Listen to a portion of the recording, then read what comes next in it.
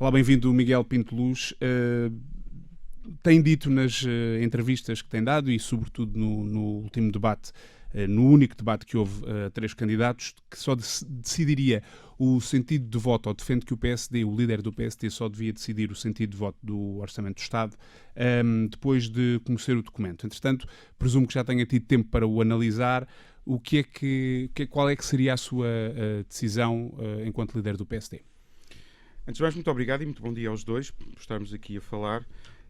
Dizer que repito aquilo que disse no passado: eu não voto contra documentos que não conheço e por isso, de facto, desde ontem que foi tornado público o documento do orçamento, já podemos ter umas primeiras luzes de uma primeira análise preliminar em 24 horas daquilo que é o orçamento. E hoje posso dizer com propriedade que no meu entendimento o Partido Social Democrata só tem uma forma de agir e de atuar perante este orçamento, que é votar contra este orçamento. Este orçamento é mais um orçamento na sequência dos outros 4 orçamentos que foram apresentados por este governo socialista.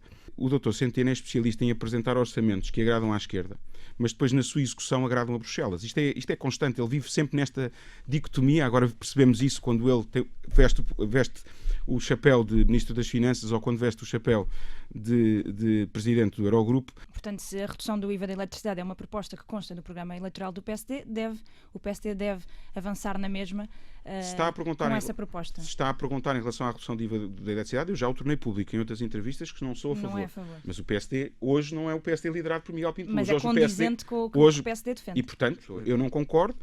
Concordo mais com essa visão progressiva e, portanto, dependendo do consumo. Agora, estou muito mais de acordo com esta visão. O roteiro para a neutralidade carbónica deve estar no centro da ação política, deve ser o grande desígnio nacional, deve ser esse. E, desse ponto de vista, acho que medidas que incentivem o consumo da eletricidade sem serem elas próprias pedagógicas, eu acho que não são positivas. Quais são as características de Passos Coelho que vê, com as quais se identifica, que vê em si também?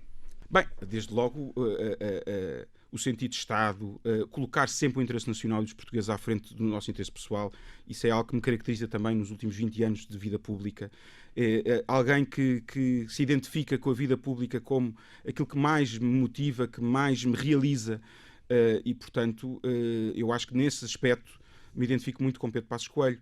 Na forma também de liderar, de congregar. Nós somos herdeiros de um legado enorme, não é só do pacismo. É do pacismo, é do mendismo, é do menezismo, é do ferreirismo, é do cavaquismo, é do sacraneirismo. Nós do somos rioísmo. Do rioísmo também. E os últimos 2 anos, eu não sou daqueles que sacode a água do capote. Inclusive, eu já elogiei o Dr. Rui Rio em muitas temáticas.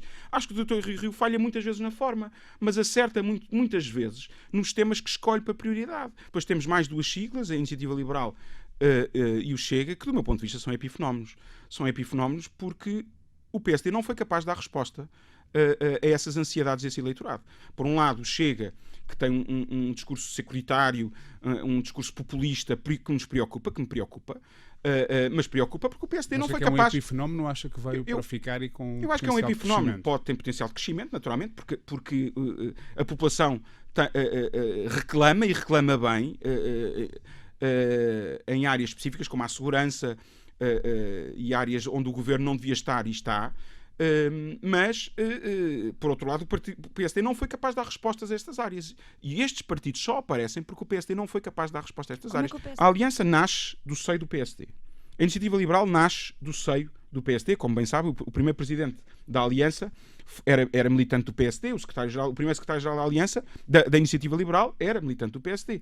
O Chega também nasce no seio do PSD. Portanto, são 3 forças partidárias que nascem do seio do PSD. Parece quase o Vox e os Cidadanos em Espanha. E este recentramento do PSD, houve pessoas que não se identificaram com isto, naturalmente os liberais, aqueles que têm uma posição mais à direita do PSD. Mas o que está a dizer é que o aparecimento do Iniciativa Liberal e do Chega e a eleição de deputados são também responsabilidade de Rui Rio?